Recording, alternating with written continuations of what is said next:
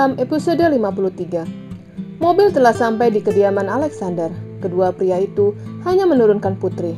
Mereka harus kembali ke Alexander Group untuk menyelesaikan pekerjaan di sana. Tinggallah Putri seorang diri di lantai 3, masuk ke dalam kamar yang merupakan kamar Nathan. Putri memperhatikan kamar itu, yang mana kamar itu mempunyai tempat tidur yang besar dan ada sofa di dalam kamar itu. Kalau dia tidak mau mengalah, setidaknya aku bisa tidur di sofa, gumamnya sembari membaringkan tubuhnya di kasur.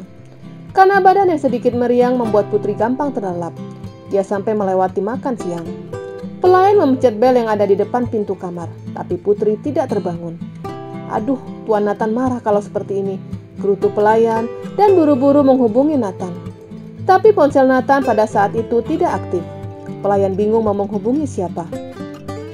Dia turun ke lantai 1 dan bertemu dengan Valencia yang sedang duduk santai bersama Oma Stacy. "Kenapa kamu buru-buru seperti itu?" tanya Oma. "Nona Putri belum bangun dari tadi. Saya sudah membangunkannya, tapi tetap tidak bangun," sahut pelayan. "Jelas dia tidak terbangun. Selama ini dia tidur tanpa alas. Sekarang tidur di kasur empuk. Pasti tidak bangun," timpal Valencia. "Sudah, tidak usah kamu hiraukan. Nanti kalau dia lapar, bangun sendiri," ujar Oma. Pelayan menganggukkan kepalanya dan kembali ke lantai 3. Di Alexander Group, Nathan telah menjadi pemimpin dan dia membuat kebijakan baru di perusahaannya, kebijakan yang lebih ketat dari sebelumnya. Sampai untuk urusan penandatanganan cek, semuanya di dalam pengawasannya. Nico tidak terima dengan kebijakan yang dibuat kakaknya. Dia melaporkan hal itu ke maminya. "Mami, aku tidak setuju kalau semua cek dalam pengawasan Nathan," ujarnya. Nathan melakukan ini untuk mengontrol keuangan perusahaan, dan menurut mami tidak masalah. "Bagaimana tidak masalah? Uang sebesar 50 juta harus ada tanda tangannya. Dulu sebelum menjadi pemimpin, aku bisa menandatangani cek dengan nominal sebesar itu. Tapi sekarang dia malah mempersulit," gerutunya kesal. Naomi tidak menjawab ucapan anak bungsunya. Dia setuju dengan kebijakan Nathan. Januar dan anak-anaknya bingung. Mereka tidak bisa mengendalikan Nathan. Apalagi untuk menguasai Alexander Group, sangat tidak mungkin. "Papi, bagaimana ini? Aku ingin menjadi direktur," rengek Anggun. "Papi juga bingung. Kalau seperti ini, Papi masih sama, hanya menjadi supervisor," gerutu Januar. "Kalau saja kamu masih perawan, pasti kamu sudah menikah dengan Nathan. Tapi nyatanya apa? Kamu merusak semua rencana Papi," gerutu Januar lagi. "Ah Papi, kenapa menyalahkanku? Seharusnya Papi bisa menguasai Mami Naomi. Nyatanya Papi juga tidak bisa," sahut Anggun. Setelah menyelesaikan semua pekerjaannya, Nathan kembali ke kediamannya, langsung ke lantai 3 untuk menemui istrinya. Ketika di depan pintu, dia bertemu dengan pelayan. "Maaf Tuan, Nona Putri belum bangun dari tadi siang," lapor pelayan. "Apa? Jadi dia tidak ada makan sama sekali?" bentak Nathan. Pelayan menggelengkan kepalanya. Nathan berlari ke kamarnya dan menemukan istrinya masih tertidur dengan menekuk kedua lututnya. Nathan meletakkan telapak tangannya di dahi Putri. "Putri, kamu demam," ujar Nathan khawatir. Nathan segera menghubungi Andre untuk membawa seorang dokter ke rumahnya, tapi Putri mengerjapkan matanya. "Kamu sudah pulang?" ujar Putri sembari berusaha untuk duduk. "Kamu demam Putri?"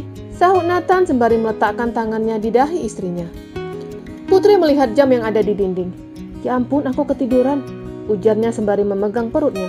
"Aku lapar," rengeknya. "Pelayan akan mengantarkan makanan ke sini, tapi sebelumnya kamu harus berobat." "Aku tidak mau berobat, aku hanya butuh teh panas dengan potongan jeruk lemon. Pasti badanku akan kembali pulih," sahutnya menolak. "Tapi, aku tidak apa-apa Nathan, aku sudah terbiasa dengan kondisi seperti ini." "Dasar keras kepala," gumam Nathan sembari memanggil pelayan untuk menyiapkan makanan. Pelayan terlihat sibuk dengan mempersiapkan makanan untuk pengantin baru itu. Mereka meletakkan semua makanan di atas meja yang di bagian bawahnya memiliki roda. Pelayan mendorong meja itu melewati ruang makan. Pada saat itu, keluarga sedang berkumpul untuk menikmati makan malam mereka. "Mau dibawa kemana semua makanan itu?" tanya Mami Naomi. "Mau dibawa ke lantai 3, sahut pelayan sembari berlalu. "Tante lihat, sebelum menikah Nathan jarang makan di sini, dan sekarang menikah sama saja. Dia malah semakin jauh dari keluarga." Valencia mencuci otak keluarga itu. Naomi menghela nafasnya cukup panjang dan beranjak dari tempat duduknya. Dia ke lantai 3 untuk menemui anaknya. Pada saat itu Nathan dan Putri sedang menikmati makanannya. "Kenapa kalian makan di sini?" tanya Naomi. "Istriku tidak terbiasa makan di sana. Katanya kalian semua selalu menatapnya seperti musuh." sahut Nathan tanpa beralih menatap makanannya. Kami tidak menganggap Putri musuh, kami hanya masih asing saja, sahut maminya. Jika sudah selesai silakan keluar, usir Nathan. Naomi meninggalkan lantai 3 dengan perasaan jengkel. Aku perhatikan keluargamu tidak seperti sebuah keluarga. Keluargamu terlihat seperti musuh, ujar Putri. Iya, kamu benar. Di rumah ini tidak ada yang saling menyukai. Jadi jangan pernah akrab dengan mereka, karena mereka yang menyingkirkanmu. Terutama Valencia, iya kan? Tebak Putri. Iya, kamu benar. Boleh aku bertanya? Tanya Putri. Iya, apa? Aku dengar dari Bella, kalau kamu dan Valencia saling mencintai. Tapi kenapa kamu tidak menikah dengannya? Oh, jadi wanita jadi-jadian itu sudah bercerita banyak kepadamu. Aku dan Valencia memang dulunya menjalin kasih, tapi kami sudah lama putus. Dan sekarang dia kesini dengan maksud tertentu. Apa maksudmu? Putri penasaran. Lupakan, habiskan makananmu, setelah itu istirahatlah, ujar Nathan. Setelah selesai makan, Putri kembali ke kamar. Dia ingin cepat-cepat menguasai tempat tidur di tengah agar Nathan tidak tidur bersamanya.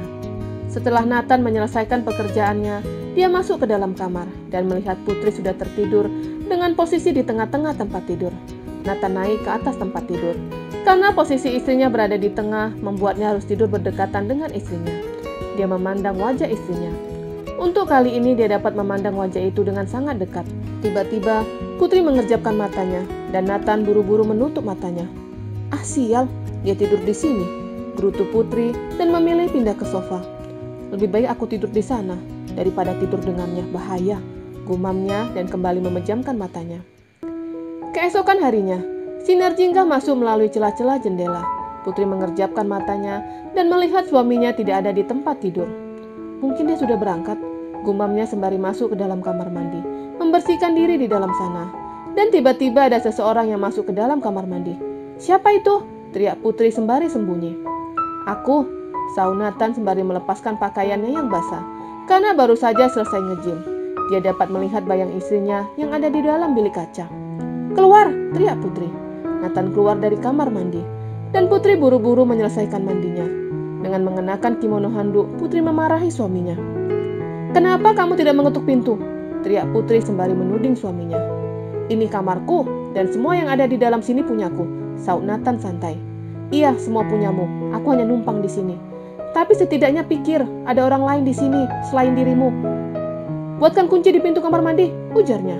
Kalau aku nggak mau, sahut Nathan sembari berlalu ke kamar mandi.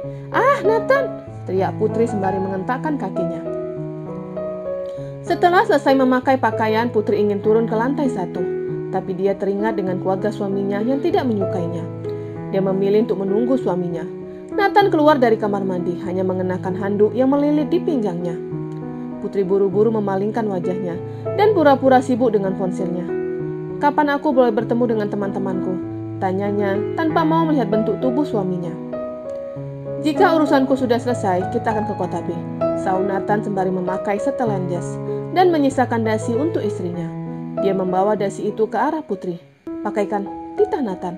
Aku? Putri menunjuk dirinya sendiri. Iya, kamu, sahut Nathan sembari menyerahkan dasi itu ke istrinya. Aku tidak bisa, sahut Putri. Karena tidak bisa, makanya belajar, ujar Nathan sembari mendekatkan dirinya ke Putri. Istrinya mundur beberapa langkah, tapi Nathan buru-buru memegang pinggang Putri. Hei, tanganmu, teriak Putri. Kenapa kamu selalu teriak?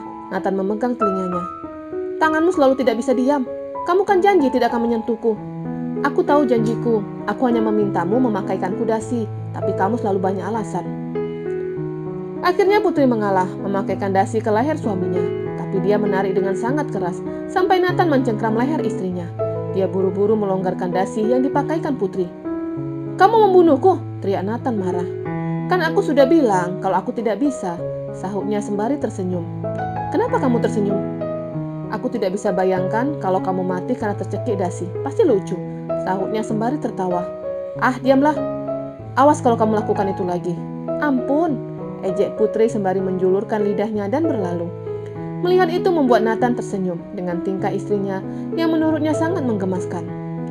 Mereka sama-sama ke lantai 1. Di ruang makan telah berkumpul semua keluarga. Akhirnya datang juga sindir Valencia. Januar terus menatap Putri. Dia benar-benar penasaran dengan istri anak tirinya. Tapi dia belum ada kesempatan untuk bertanya ke Putri. Nathan duduk di kursi yang biasa digunakan Opa Alex, dan di sebelahnya Putri. Mereka makan tanpa ada yang saling berkomunikasi satu sama lain. Mereka makan terlihat hening, sampai Putri merasakan sesuatu di bagian bokongnya. "Nathan," bisiknya. Saut Nathan sembari tetap fokus dengan makanannya. "Tidak jadi," saut Putri kembali menikmati makanannya. Setelah selesai makan, Nathan beranjak dari kursinya dan mengulurkan tangannya untuk mengajak istrinya ke lantai 3. Dia tidak ingin meninggalkan istrinya bersama dengan keluarganya. Tapi tiba-tiba, dress yang digunakan Putri robek. Tatapan semua orang yang tadinya menatap piring masing-masing, sekarang beralih ke Putri. "Aha, robek!" Valencia tertawa sembari menunjuk ke arah dress yang digunakan Putri. Semua ikut menoleh ke arah yang ditunjuk Valencia. Dan semua ikut menertawai Putri. Melihat itu membuat Nathan marah. Dia membuka jas yang dikenakannya dan menyerahkan ke istrinya. "Naiklah," bisik Nathan. Putri berlari ke lantai 3 dengan menutupi dress yang robek dengan jas suaminya. Nathan memegang tempat duduk yang digunakan istrinya, dan dia mencium bau lem di kursi itu. "Siapa yang meletakkan lem di sini?" teriak Nathan marah. Tidak ada yang menjawab pertanyaan itu. Nathan pergi ke ruang monitor dan mencari siapa dalang dari itu, dan dia melihat semua itu dilakukan Valencia. Dia menarik tangan Valencia dengan sangat keras, disaksikan keluarganya. Bersambung.